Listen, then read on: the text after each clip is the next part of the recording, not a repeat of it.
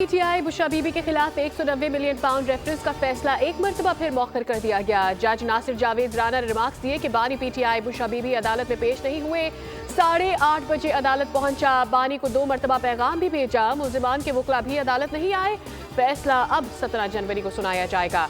190 million pound reference का trial 1 साल में मुकम्मल हुआ। नैब ने ट्रायल के दौरान 35 गवाहान के बयानात रिकॉर्ड कराए। तहरीके इंसाफ का रवैया इंतहाई गैर सजीदा है। क्या इन हालात में मुज़ाकरात हो सकते हैं? क्या मौजूदा रवैया मुज़ाकरात की कामयाबी के लिए माविन हो सकता है? वज़ीर दिफा ख्वाजा आसिफ ने सवाल उठा दिया। कौमी असम्बली में नुक्ता एतराज़ पर कहा, ऐवान चलाना सिर्फ हुकूमत नहीं, ऑपोजिशन की भी जिम्मेदारी है। मुज़ाकरात का ड्रामा छोड़ा जाए।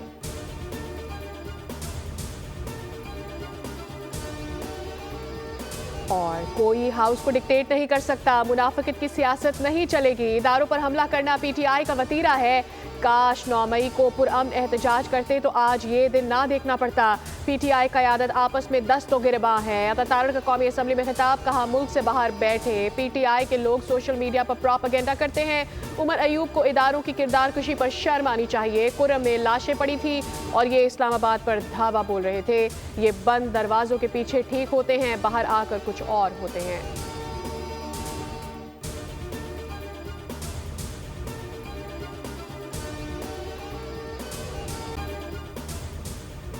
लॉस एंजलिस आतिशा की अदाकारा और अक़वाम मुत्तहिदा की सफ़ीर एंजेलिना जोली ने अपने घर के दरवाजे खोल दिए। एंजेलिना हर मुमकिन कोशिश कर रही हैं कि संगीन सूरत हाल में मुतासरीन की मदद कर सके। मेगन मार्कल और हैरी ने भी एंजेलिना की तरह बेघर अफराद के लिए अपने घर के दरवाजे खोल दिए ताकि आग से बेघर होने वालों को पनाह दी जा सके।